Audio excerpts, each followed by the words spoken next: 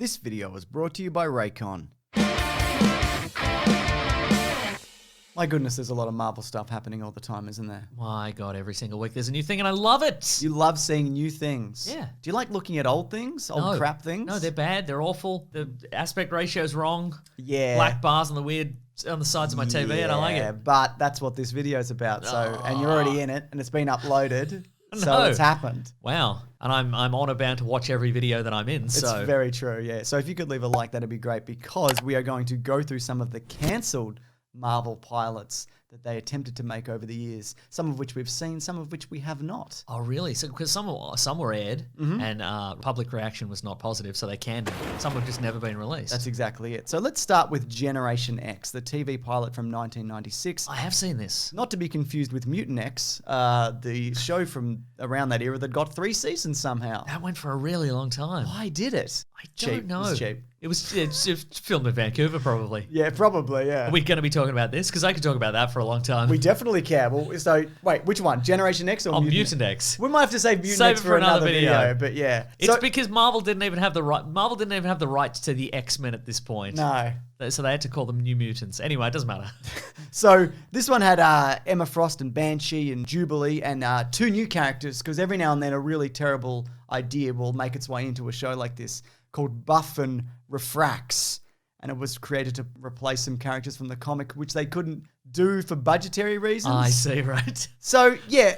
This character can bend all of space and time. But we can't afford it, so this guy turns into a mirror, probably. Oh, we can't afford that either? He holds up a mirror. He holds up to society. On his blog. He just blogs. He's a blogger. So this was also the era when, like, they knew that the X-Men was something that people wanted because the cartoon was massive. The comics were doing, had done at least reasonably well. It was just before the movies, so they're like, we know there's something here that people want to see, but what is it? How can we make the worst and cheapest version of that people will watch? Because that's almost certainly part of what people want. They want the cheapest version. That's right, exactly. So you have seen this, and? I've seen it. Matt Frewer is the villain. Okay. That's all I remember. I remember that. And I also remember that at the end, Banshee says, what do you think about your new uniform? Because he's Irish or something. Okay. And then you see one of the characters and they're wearing the Generation X suit because they could clearly only afford one. So just have, and probably only the front. So they just had one at the end. It's like a surgical gown. It's just open at the back. Yeah. That's right. Great, love it. And I don't remember anything else that happens in it. I can't remember who uses their powers or what powers. Or if they use their powers. I don't know. There might be a scene right at the start where like a power dampening device is switched on and they just have to karate kick their way through this show. I don't know. No doubt. But we got to move on. This is something we didn't see that was nearly made. It was Daredevil and Black Widow from 1975. So Angela Bowie secured the TV rights to Daredevil and Black Widow for the duration of 1 year and planned a TV series which never appeared. But there is definitely something in that idea. I think so too, yeah. I mean, not then, but now, make that now, potentially. I reckon even then, it wouldn't have been good, but again, they would have... But they would have done it. Yeah. And they would have done the black costume like they did in The Incredible Hulk, because that show, immensely successful for the time until it kind of petered out and was cancelled. They kept trying to revive it towards the end, and they ended with the death of The Incredible Hulk, which was supposed to launch more things, which didn't end up happening. But it was also a backdoor pilot for Thor. There's a Thor episode. That's right. There is a Daredevil episode, and he's in the classic black costume. Yeah, right. Which is a great one to pull off on a budget, by the way. Agreed. Because it looks good, and it's just rags and a long sleeve tee. That's what I'm wearing right now. There was also supposed to be the appearance of She-Hulk in '89, Hulk. which didn't end up happening. And Iron Man, though this wasn't going to be a pilot, potentially, was going to appear at one point. And I just don't think they could have managed that. They would have done the Iron Man on pop-out roller skates version. Yeah, okay. And it's just the front. It's just the front, So just the front 2 wheels of a roller skate. Exactly right. So, look, the thing is as well, they kept trying to make the Hulk over the years, but you are very much limited by budget. It's either you get a giant guy, right? But even then, he's just a very big man. Yes. You know what I mean? He's not towering over everybody else. Exactly. Lou Ferrigno is tall and broad and muscular. Bigger than everybody. You can't have him leaping tall buildings in a single bound. It just doesn't work in that era and that budget. No, exactly. So in the late 90s, there was an attempt to make a movie. I don't know if you've seen the behind-the-scenes animatronic footage of all that. They've got inflatable arms and huge life-size Hulk animatronics. It's quite kind of fascinating. I haven't seen that. That fell by the wayside. Well, you're watching the video, so you'll see it then. Oh my goodness. But in the early 2000s, Guillermo del Toro was developing his Hulk TV series alongside Battlestar Galactica's David Icke. So he's always talked about how he's got a fascination with the monster side of comic book characters. Those are the characters that he, relates to and thinks are most interesting. He mentions how, like, out of Dr. Jekyll and Mr. Hyde, which is more fun to be? Dr. Jekyll. Exactly. You've got that degree. You've got the doctor at the front. They probably, On a plane, people are like, more respect. We need a doctor. What kind of doctor are you? And he's like, weird potions that turns you evil. Got this potion. Do you need somebody need No, to be turned evil? he's having a heart attack. Oh, I can't help you. I can give him an evil heart attack. What do you think of that? The Red Hulk was going to be the villain. It was moving along, but it was put on hold for Agents of S.H.I.E.L.D. And also, the Avengers kind of killed it because even though there'd already been an Edward Norton movie, there was still kind of like, what are we really doing with this?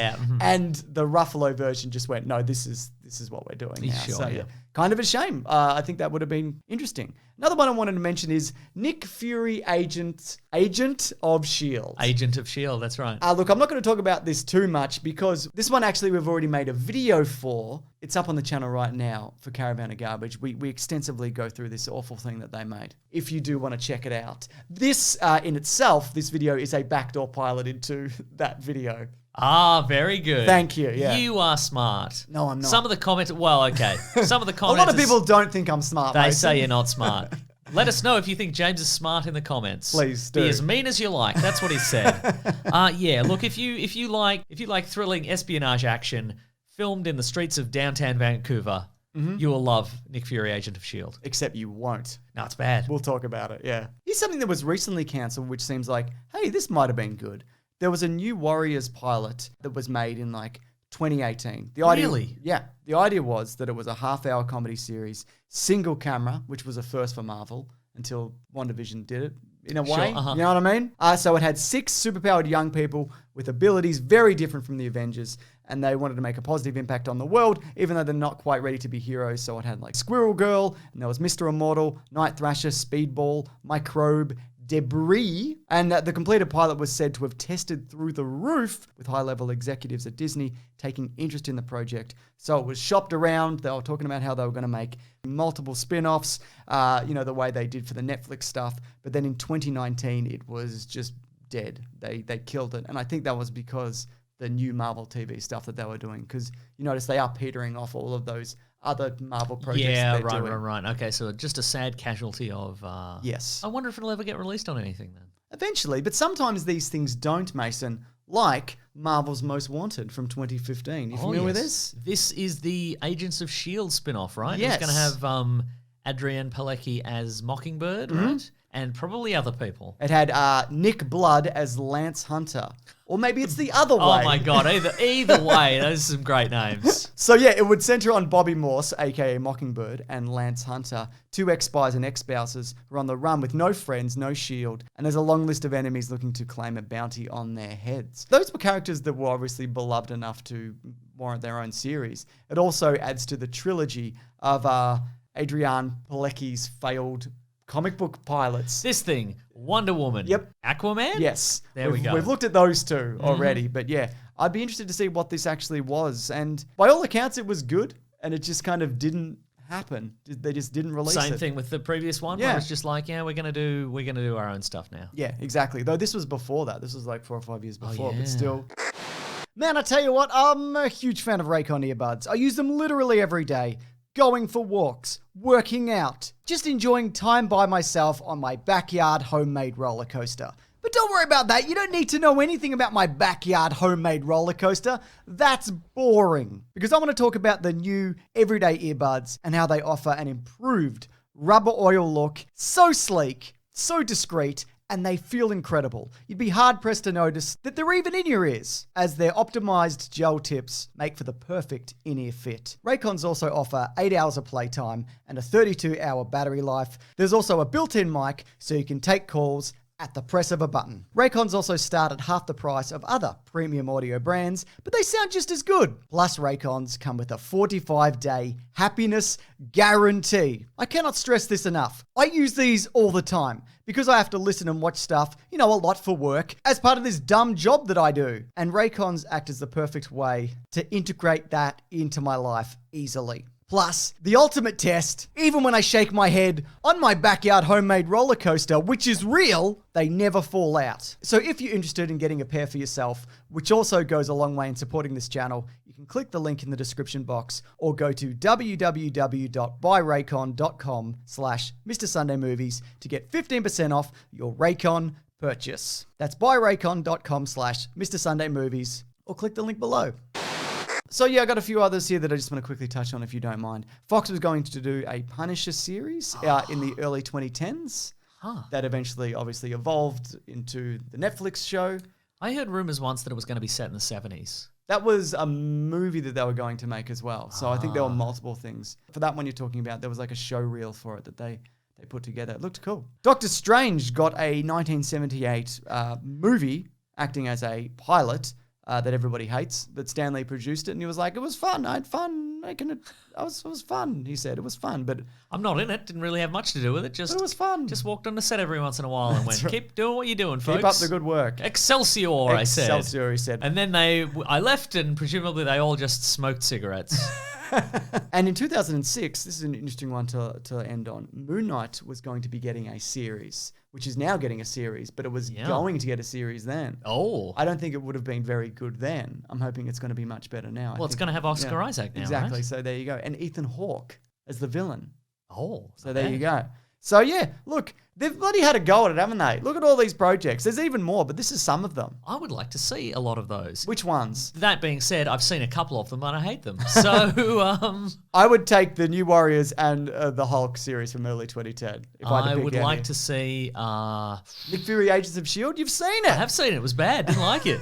No good. You want to see Generation X again? Nope. Don't want to. I want to see Doctor Strange, actually. You can. That is I know. We'll do it when there's the next Doctor Strange thing. Great. We'll circle back to it. Apparently, also, it's a very boring medical drama for a lot of it. I've got my review ready ahead of time. Mm-hmm. Doctor Strange, Multiverse of Badness. Whoa, we can put that in the title. Yeah, that's for free. Got him. Anyways, this has been a video. We do this here all the goddamn time, don't we, Mason? You better believe we do. There's too many in a way.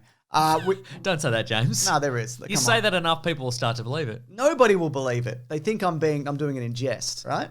Or people think I'm dumb, so they're like, he's dumb. He doesn't know what he's talking about. Yeah. Let us know in the comments if you think James is dumb. We also have a service called BigSandwich.co where if you do want to sign up, videos go up there early, including the Caravan of Garbages that we do every week. We got bonus podcasts. We got movie commentaries. Yep, that's right. People get on there and they let us know. They send us an email. They're like, I'm digging this. We do one, and then we do one, don't we? Yeah. We also have an early ad-free feed of our regular podcast, The Weekly Planet, which normally comes out on Monday, but that comes out on Sunday. Whoa. Thank you for watching this video, though. Have a subscribe. Have one. Here's one for you. And we'll see you in another video, the next video. Have this subscribe, though. Look at it. Touch it. Press it with your mouse key. Cursor. Click, click. That's you. That's what you're doing. Goodbye. Grab that gem, you guys. We'll see you next week. Sometimes I just like to let him go for a bit. I just stare, and I see what he comes up with. It's good. It's never good.